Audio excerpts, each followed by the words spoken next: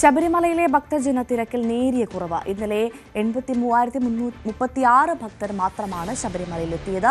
ഉച്ചയ്ക്ക് ശേഷമാണ് ഭക്തരുടെ എണ്ണം കുറഞ്ഞത്. ഇതിനിടെ ശബരിമല മാസ്റ്റർ പ്ലാൻ ചർച്ച ചെയ്യാൻ തിരുവനന്തപുരത്ത് ഇന്ന് ഉന്നതതല യോഗമുണ്ടാകും. ജി ശ്രീജിത്ത് വിവരങ്ങളുമായി ചേരുന്നു. ശ്രീജിത്ത്, സന്നിധാനത്താണുള്ളത്. എങ്ങനെയാണ് ഇന്നത്തെ തിരക്ക്? ഇന്നലെ തിരക്ക് കുറച്ച് കുറവാന്നൊക്കെ പറയുന്നു. ഇന്ന് തിരക്കുണ്ടോ?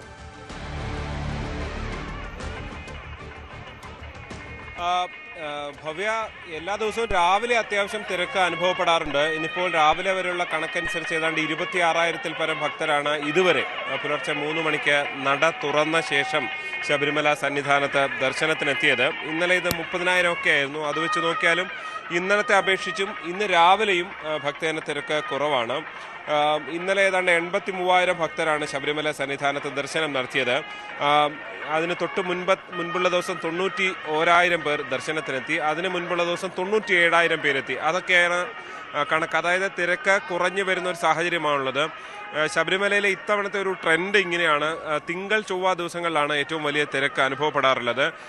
സാധാരണഗതിയിൽ മുൻകാലങ്ങളിൽ ശനി ഞായർ ദിവസങ്ങളിലായിരുന്നു വലിയ തിരക്ക് അനുഭവപ്പെട്ടിരുന്നെങ്കിൽ, വെള്ളി ശനി ഞായറൊക്കെ വലിയ തിരക്കായിരുന്നെങ്കിൽ ഏറ്റവും കുറവ് തിരക്ക് അനുഭവപ്പെടുന്നത് ഈ അവധി ദിവസങ്ങളിലാണ്. ശനി ഞായർ ദിവസങ്ങളിലാണ് ഇതുവരെയുള്ള കണക്കുകൾ എടുത്തു നോക്കുമ്പോൾ ഏറ്റവും കുറവ് തിരക്ക് അനുഭവപ്പെടുന്നത് എന്നുള്ളതാണ്.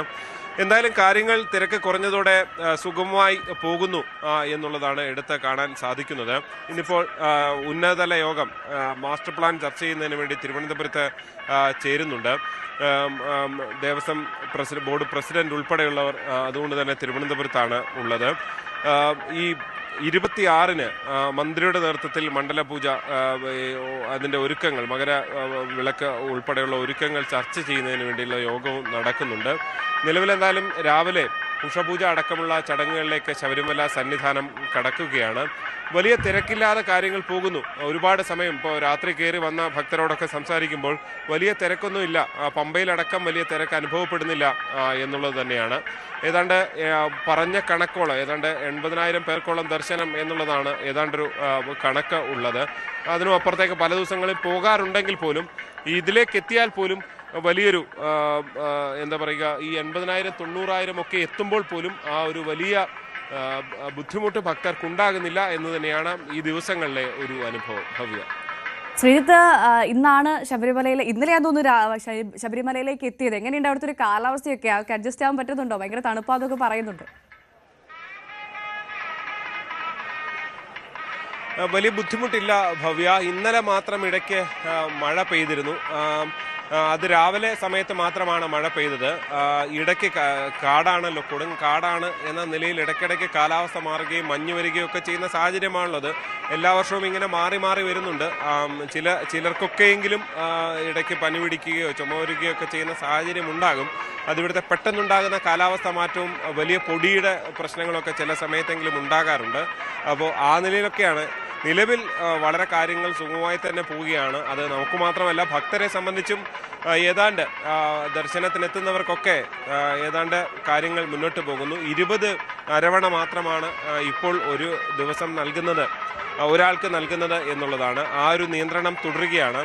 ഒപ്പം 21-ാം തീയതി മുതൽ ഫലത്തിൽ കേരള ഒന്നിടവിട്ട ദിവസങ്ങളിൽ കേരള സദ്യയും ഒപ്പം തന്നെ അടുത്ത ദിവസം പുലാവ് എന്നുള്ള നിലയിലുള്ള ക്രമീകരണവും തുടരുമെന്നാണ് ഇന്നലെ ദേവസ്വം ബോർഡ് പ്രസിഡന്റ് ഉൾപ്പെടെ പറഞ്ഞത്. എന്തായാലും ഇനി 23-ന് തങ്കയങ്കി ഘോഷയാത്ര ആറന്മുളയിൽ നിന്ന് പുറപ്പെടുന്നതിന് വേണ്ടിയുള്ള കാത്തിരിപ്പാണ്. അങ്ങനെ പ്രധാനപ്പെട്ട ഉത്സവ അന്തരീക്ഷത്തിലേക്ക് സന്നിധാനം പതുക്കെ മാറുകയാണ്. ഭവ്യ, ശരി. ജി ശ്രീജിത്താണ് വിവരങ്ങൾ നൽകിയത്. എരുമേലി കാനനപാത വഴി സഞ്ചരിക്കുന്ന തീർത്ഥാടകർക്ക് അനുവദിച്ചിരിക്കുന്ന പ്രത്യേക പാസ് പുനഃസ്ഥാപിക്കണമെന്ന ആവശ്യം ശക്തമാകുന്നു. പുല്ലുമേട് വഴി എത്തുന്ന ഭക്തർക്ക് നേരിട്ട് ദർശനം നൽകുന്ന സമാനമായ സാഹചര്യം ഒരുക്കണമെന്നാണ് ആവശ്യം.